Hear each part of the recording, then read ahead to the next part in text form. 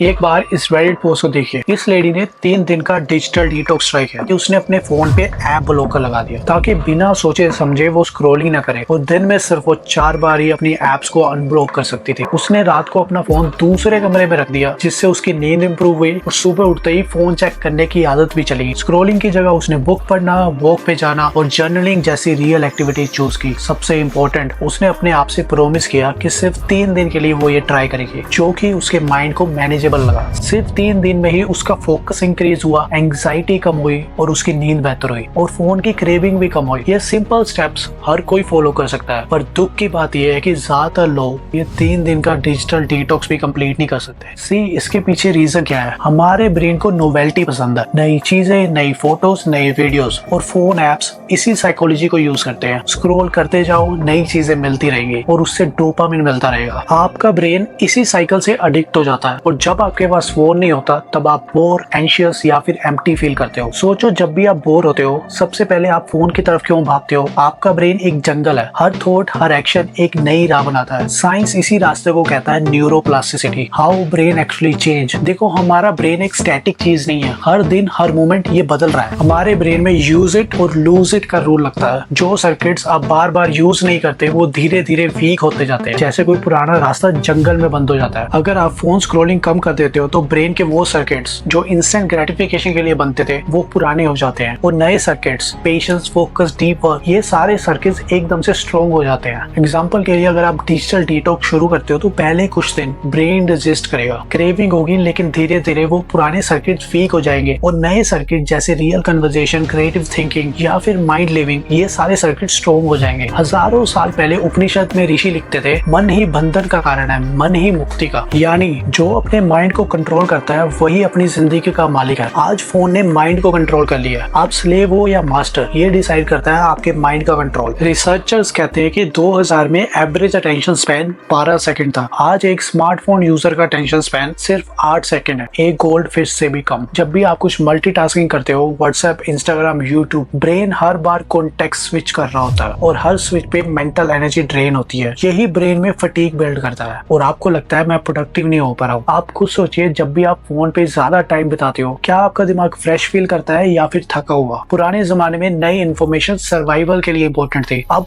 Phone ने इस need को हाईजैक कर लिया। इसीलिए जब भी आपके पास फोन नहीं होता तो अकेले बैठना अनकंफर्टेबल लगता है। उपनिषद में लिखा है, जब आप अपने सेंसेस और माइंड को कंट्रोल कर लेते हो तभी असली फ्रीडम मिलती है। डिजिटल डिटॉक्स वही है, अपने सेंसेस को वापस कंट्रोल में लाना। पर क्यों ही सिर्फ 3 दिन के लिए? ब्रेन को जब एक छोटा विंडो मिलता है, जैसे सिर्फ 3 दिन, तो हमारी रेजिस्टेंस उस पर कम हो जाती है। लेकिन लॉन्ग डिटॉक्स सुनते ही ब्रेन गिव अप कर देता है। लेकिन छोटा गोल मैनेजेबल लगता है। आप भी अपने माइंड को बोलो, सिर्फ 3 दिन के लिए ट्राई करते हैं, देखो क्या फर्क पड़ता है। After 3 days you will see your focus is improved, anxiety कम होती है, नींद बेहतर हो जाती है और रियल वर्ल्ड एक्टिविटीज में मजा आने लग जाता है। ये सिर्फ थ्योरी नहीं है, साइंस और रियल स्टोरी दोनों ये प्रूव करते हैं। आप खुद ट्राई करो, 3 दिन के बाद अपनी एनर्जी, मूड और फोकस को कंपेयर करो। तपस्या का मतलब है अपनी इच्छाओं पे कंट्रोल, अपने सेंसेस पे कंट्रोल। जब आप फोन से दूर होते हो, ये एक तरीके की तपस्या ही है। पहले दिन मुश्किल लग सकता है, दूसरे दिन दिमाग लड़ता है, लेकिन तीसरे दिन जाके शांति मिलती है। यही है रीवायरिंग का असली प्रोसेस, पहले दर्द फिर फ्रीडम। अगर ये वीडियो अच्छी लगी तो लाइक, शेयर और सब्सक्राइब करना मत भूलना।